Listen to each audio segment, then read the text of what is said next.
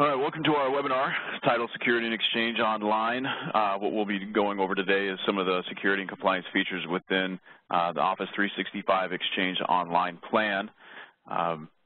Goals for today, we'll review overall Microsoft security and compliance. Then we'll dive into the details or some of the overall features of the security and compliance in Exchange Online. Discuss a few add-ons and provide some links to additional resources. My name is Steve Heller. I'm the Director of Business Development for Authos. I have Kyle with me as well, the President of Authos, for any questions that we might want to address or that we can address at the end. If you do have questions, feel free to type those in, and we can go through them as time allows. Again, we like to keep these to 15 minutes. Know you're busy, so we want to get right to it. So let's talk about Microsoft security and compliance. We've done a webinar in the past, so this slide might look familiar to a few folks, but essentially Microsoft's got security layers going from physical security all the way down to the data level. So we're talking about video surveillance, access controls at the data center sites from a network perspective, firewall intrusion detection, monitoring, and anti-malware on the host. Access control within applications, training and awareness for administrators, as well as threat vulnerability management, security monitoring, all the way to the data level. Reason why they do this, of course, is as a customer, you expect them to have that due diligence in place, and there's compliance and regulatory organizations that also require this level of security. So whether you are held by HIPAA compliance, ISO, FedRAMP, those security controls need to be in place to adhere to that. So now we'll talk about security and compliance and Exchange Online. We'll be going through at a high level of some of the features that exist. If you would like additional detail, feel free to ask questions, or we can certainly schedule a follow-up conversation, as we will be going through these at a fairly high level just to expose you to what is available. So first we'll talk about archived mailboxes. Why archived mailboxes fall into the security and compliance conversation is, say you've got critical information that you're dealing with that you need to save for an extended period of time. You can go ahead and put that information into an archived mailbox, free it up from your inbox. So if archived mailboxes provide a secondary layer of storage that you can put that information into and hang on to it as long as you may need.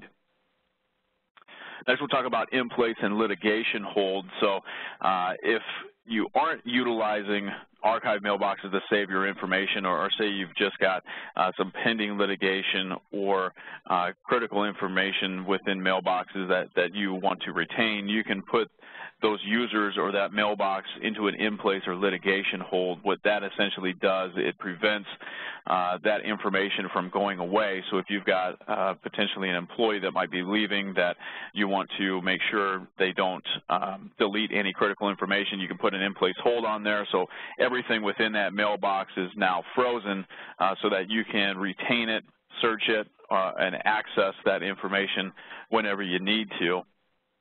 You can identify how long or the duration for which those mailboxes need to be held. So when we talk about search, what we're talking about is e-discovery. So you can do that e-discovery on the mailboxes that are put on hold, or you can do e-discovery across your entire Exchange organization. So this screenshot here is just looking at how, or an example of how you can do that. So if there's specific information regarding a client, regarding some compliance, PO numbers, what have you, you can put that information in and do a query search on it and pull up that information. For inactive mailboxes, so we talked about in-place and litigation holds. So if you have an employee that's leaving your organization, what you can do is you can place that mailbox on hold, go into their Office 365 administration console and delete that account. So now you're no longer having to pay for that user. However, you still have their information frozen. So again, if there's critical information, client information, or potential legal needs, you can still go into that mailbox, have full access to it, and now not have to pay for it since that user has left the organization.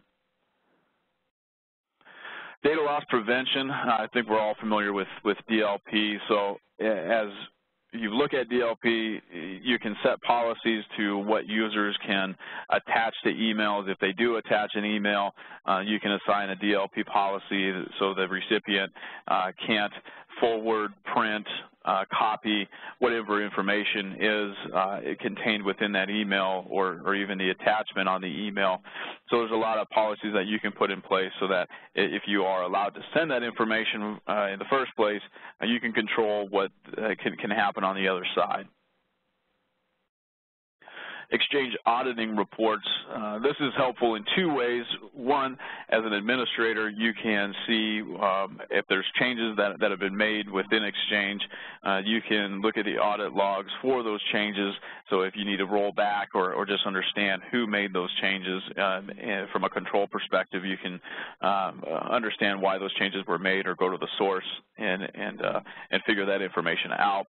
And then if you have users who are utilizing mailboxes that don't necessarily belong to them, so if somebody sends an email from my email account, it'll flag that so that we can go back and see if somebody was trying to do something, whether it's malicious or inadvertent. At least there's a log of what occurred and who was accessing that mailbox so that you know, the necessary security procedures can go in place. We talk about messaging records management. Here what we're talking about is essentially assigning a life cycle to the emails that you have. So we talked about, you know, the ability to put emails into an archive and basically keep them forever. What you can do with messaging records management is really assign a timeline for how long emails can exist, whether that's existing within your inbox, within your archive, so you can put retention tags for certain types of emails, whether it's information that you're required to keep for a specific period of time, so you can tag those emails and assign that policy so that those emails are automatically removed from your inbox or deleted, so as a way to maintain your compliance but only meet the requirements, not necessarily have to hang on to that information any longer than you absolutely have to. And then, of course, from an organization standpoint, it frees up a lot of clutter that you might have within your inbox. Information rights management, here we're talking a lot about Azure rights management within Office 365. So this provides online and offline protections of email messages and attachments. So as we talked about before, when assigning DLP policies, this is really what can power that. So again, you can control who has access to information, who can attach certain items, whether those items can be forwarded on, printed, copied. So the administrators, as well as even the users, depending on the nature of your company, can help assign those policies depending on what they need to have in place. I'm sure everybody's familiar with encryption. Azure Rights Management also powers the encryption within Office 365. So you can configure it to a certain transport rule. So if it's a certain type of email, it can automatically be flagged to be encrypted, you know, whether it's sending to a specific recipient, whether that's any type of specific information contained in the body of the email.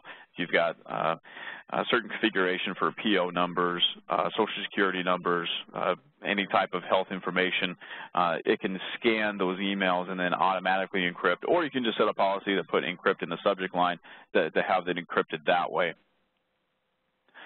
Secure multi-purpose internet mail extensions, that's another form of encryption. It's basically Outlook that is scanning for a signature within the email that you're sending, so it verifies to the recipient that you are the originator of that email and it's not somebody pretending to be you. So if you're sending critical information, then that recipient knows that it is legit and coming from the source. Journaling is usually something that's driven by compliance requests or compliance needs. Essentially what journaling is any inbound or outbound email communication is automatically copied and sent to a resource for basically archive and hold. Now, where this mail is sent is not within Office 365, so you'd have to utilize a third party or an on-premise resource for the storage and archive of that email. But the journaling process is supported by Office 365. So say if you're a financial organization that needs to maintain records of every email that's been sent and received by your company, this journaling will allow that to take place. We talked about transport rules just a little bit ago. Again, what this is it's while the email is in transport, it's getting scanned, and then the appropriate policy is taking place on that email, whether it needs to be encrypted, whether it needs to be flagged and sent to a supervisor. It basically scans you can set the policy, then the email is sent, and while it's in transit, it's scanned, and then whatever the appropriate action item is can take place based upon the scan. So if it does scan for personal or critical private information, then it can get flagged. You can send an email back to the sender that says, hey, just so you know, this might violate your policy. It can just straight up block that email, or it can be sent to a supervisor, whatever your policy states. So that's really the high-level overview of the security and compliance features that exist within Office 365. Certainly can take any question at this point. The one I do see is regarding the plans, which security features exist out of the box and which might be add-ons. You know, the typical answer that we like to give to that question is really, let's define what your security requirements are and then find the plans that best suit that and whatever potential add-ons might exist. So there's a caveat to the answer for that question. We certainly don't want you to find a plan and then try and hope that the security requirements exist within there. Obviously, the penalty for not adhering to the compliance and security that you have far outweighs the cost of whatever plan you might be looking at. But really, most of everything we covered is out of the box within Exchange Online. The DLP, Azure Rights Management, for encryption, those might potentially be add-ons, whether that's looking at Azure Rights Management as a plan add-on at $2 a user a month, or potentially looking at Intune for some additional mobile device management features at an additional add-on. But really all that exists within your Office 365 subscription as it stands. We can help you navigate based upon the security needs you have to select the plan that's most appropriate for you as you go. That looks to be the only question we had, so in the interest of time as well, it looks like we're bumping up against it. So appreciate everybody's attendance today.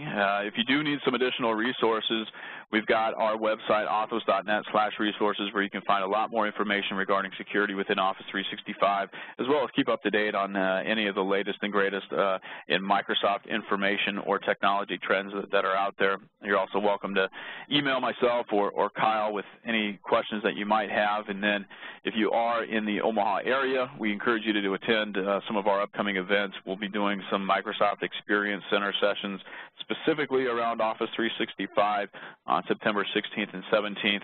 And then we also encourage you to look into our Cloudtoberfest event. We'll be featuring multiple Microsoft